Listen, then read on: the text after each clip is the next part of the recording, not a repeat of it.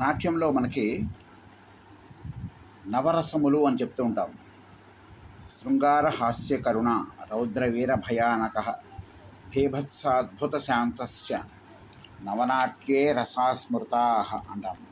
అంటే ఈ నవరసములు అంటే ఏమిటి అంటే, మనం ఏకపాత్ర కేటికలు తీసుకున్నా, నృత్యరూపకాలు తీసుకున్నా, యక్షగానాలు తీసుకున్నా కూడా ఈ నవరసములు అనేవి ప్రధాన పాత్ర పోషిస్తాయి, ప్రధాన భూమికను పోషిస్తాయి. ఆ నవరసములే లేకపోతే అసలు రసస్పందన జరగదు, ప్రేక్షకులు సంతోషించలేరు, ఆనందించలేరు, ఒక మంచి ప్రదర్శన చూసామనే తృప్తి కలగదు.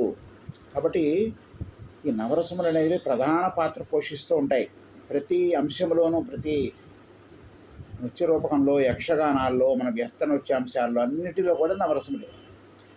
అంతెందుకండి, మనం నిత్య జీవితంలో కూడా మనకు తెలియకుండానే మనం నవరస పోషణ చేస్తూనే ఉంటాం. కాబట్టి వాటిలో శృంగారము అందరికీ తెలిసిందే. ఇది ప్రతి ఒక్క చిన్న వయసు నుంచి పెద్దవారి దాకా ఒక నానుడి బాగా తెలిసిన అంశం ఏంటంటే శృంగారం. శృంగారం అంటే ఏంటి నాట్యపరంగా అంటే, ఈ శృంగారం అనేది ఒక పవిత్రమైనటువంటి కార్యంగా, శుద్ధమైనటువంటి ప్రక్రియగా మనం చెప్తూ ఉంటాం. సంభోగ శృంగారము, విప్రలంభ శృంగారము.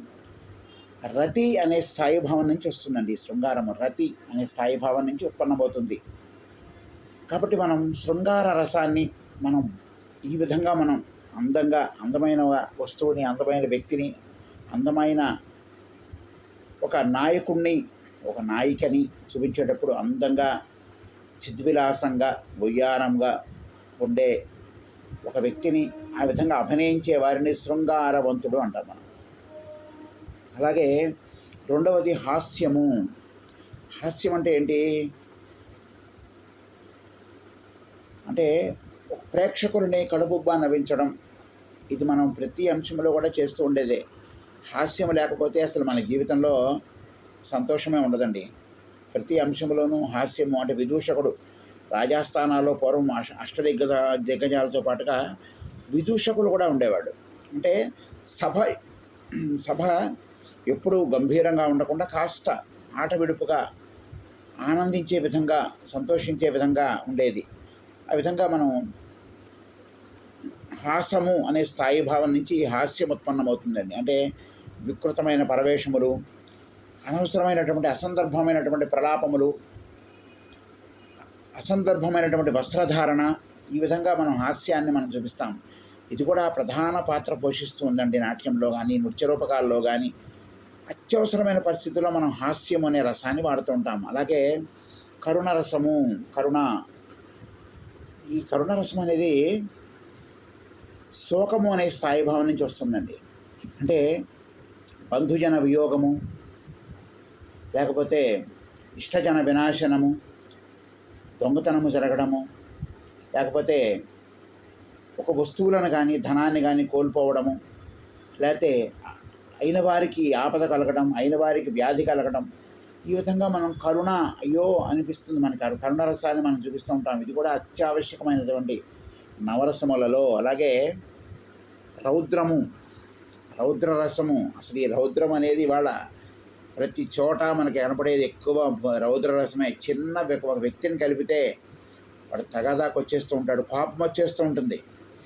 క్రోధము అనే స్థాయి భావం నుంచి వస్తుందండి. క్రోధము అంటే మనకి అరిషడ్ వర్గాలలో అతి ప్రధానమైనటువంటి అంశము. ఇది క్రోధము అనే స్థాయి భావం నుంచి ఉత్పన్నమవుతుంది. అంటే ఏంటి? పళ్ళు కొరకటం, గాత్రం ఎగరవేయటం, కనుబొమ్మలు ఎగరేయటం, చెమట పట్టడం, పళ్ళు కొరకటం, కళ్ళు బాగా పెద్దవి చేసి తీక్షణంగా చూడటం, అవతలి వ్యక్తి మీద గాంభీర్యత చూపించడం. ఈ విధంగా మనం దేన్ని చూపిస్తాం? రౌద్ర రసాన్ని చూపిస్తాం. ఆ రౌద్ర రసాన్ని ఈ విధంగా మనం చూపించవచ్చండి. అలాగే వీరము. అంటే వీరము అనేది ఉత్తమ ప్రకృతి, ఉత్సాహం అనే స్థాయి భావం నుంచి ఉత్పన్నమవుతుందండి వీరరసము. ఇది వీరరసం అనేది ఒక కథానాయకుడు, రాముడు, కృష్ణుడు, అర్జునుడు, ఇలాగా మనం ధీరోదాత్తుల నాయకులకి సంబంధించినది ఈ వీరరసం అండి. నవరసాల్లో కూడా ఇది మనం ప్రతి నృత్య రూపకంలో కూడా ప్రధాన నాయకుడు ఎవరైతే ఉన్నాడో వాడు వీరరసం ప్రధానంగా మనకి ప్రదర్శన చేస్తూ ఉంటాడు. ఉత్సాహం అనే స్థాయిభావం అంటే అతను ఉత్సాహంగా ఉండి ప్రేక్షకులని ఉత్సాహపరుస్తూ ఉంటాడు. ఈ వీరరసం అనేది ఉత్తమ ప్రకృతికి సంబంధించినది. అంటే శత్రువులని ఓడించడం, ఎప్పుడూ ఉత్సాహంగా ఉండడం, అవతల వాడిని గెలవకుండా చేయడం, అవతల వాడిని అక్కడ నిలబెట్టేయడం అనేది ఉత్తమ ప్రకృతి లక్షణం అండి. అతను దాటి మనకి గీత దాటి ముందుకొచ్చే అవకాశం లేకుండా ఆ యొక్క వీరరసాన్ని, ఆ వీరాన్ని నాయకుడు మనకి చూపిస్తూ ఉంటాడు. ఇవి కూడా ప్రతి నృత్యాంశంలో కూడా మనం చూస్తూ ఉంటాం. మనం చేసేటువంటి ప్రతి నృత్య రూపకంలో కూడా ఈ వీర రస ప్రధానమైనటువంటి పాత్రలను మనం ప్రతినిత్యం చూస్తూ ఉంటాం. అలాగే భయానకము, భయం అనే స్థాయి భావం నుంచి వస్తుందండి. భయం అంటే ఏమిటి? చీకటి గుహలో ప్రవేశించడం, గొడ్లగోపల అరుపులు, అలాగే ఉరుములు, మెరుపులు, అలాగే ఆపకుండా విపరీతమైనటువంటి వర్షం కురవడం, చీకటి రాత్రులు, నక్కల అరుపులు, అలాగే అసందర్భమైనటువంటి అరుపులు, కేకలు, పిశాచి అరుపులు. ఈ విధంగా మనం భయం అనే స్థాయిభావం నుంచి భయానకం రసం ఉత్పన్నమవుతుంది. అంటే ఏమిటి? ఒంటంతా చెమట పట్టేస్తుంది మనకి. ఒక్కసారిగా మనం వణికిపోతూ ఉంటాం, ఒక్కసారిగా గడగడలాడిపోతూ ఉంటాం. ఈ రసము కూడా మనకి ప్రతి నృత్యాంశంలో కూడా భయానక రసం ఈ ప్రతి నాయకుడి ద్వారా మనకు ఉత్పన్నం అవుతూ ఉంటుందండి భయానకము. అట్లాగే నవరసాల్లో అతి ముఖ్యమైనది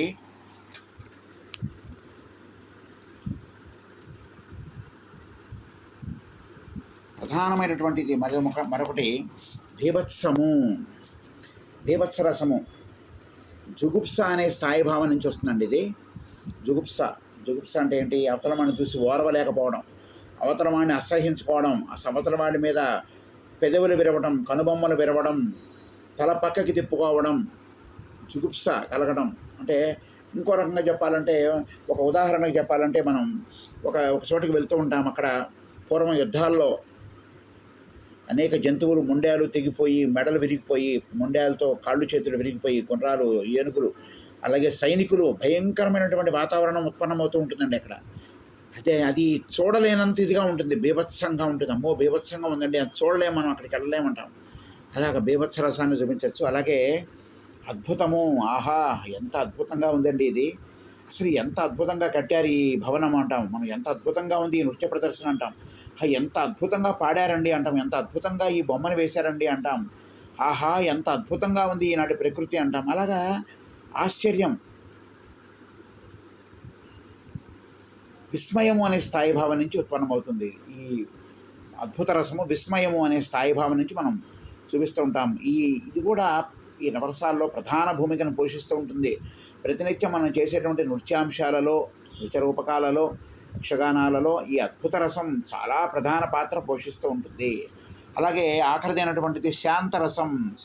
శమము అనే స్థాయిభావం నుంచి ఉత్పన్నమవుతుందండి. అంటే ఏమిటి? మునులు, ఋషులు, యోగులు, అలాగే సిద్ధపురుషులు, శాంత స్వరూపులు వారి యొక్క ప్రకృతి ధర్మాలని అనుగుణంగా వారు ఏ విధంగా ప్రవర్తిస్తారు, ఏ విధంగా గొడవలు లేకుండా ప్రశాంతంగా, శమము అనే స్థాయిభావం నుంచి ఉత్పన్నమవుతుంది. అంటే ప్రశాంతంగా ఉండడం, ఎటువంటి గొడవలకు వెళ్లకుండా ఉండడం, ప్రశాంత చిత్తంతో ఉండడం, అన్ని జీవుల యందు కూడా మంచి సహృదయత కలిగి ఉండడం, అన్ని జీవులని సమభావంతో చూడగలగడం, ఇదే శాంతరసం యొక్క ప్రధాన ఉద్దేశం. ఎటువంటి వికారములు లేకుండా సర్వజీవకోటి యందు కూడా ప్రశాంతమైనటువంటి భావము, అలాగే ఒకే రకమైనటువంటి ప్రేమ ఆదరణ కలిగి ఉండటం శాంతరసం. ఈ విధంగా మనం నవరసాలని మనం ముఖ్యంగా చెప్పుకుంటూ ఉంటాం. శృంగార హాస్య కరుణ రౌద్ర వీర భయానక భీభత్సాద్భుత శాంతశ్చ నవనాట్యే రసాస్మృతా. అవి ఈ విధంగా మనం బొమ్మల రూపంలో ఏ విధంగా ఉంటాయో మనం చూపించడానికి ప్రయత్నం చేశాం.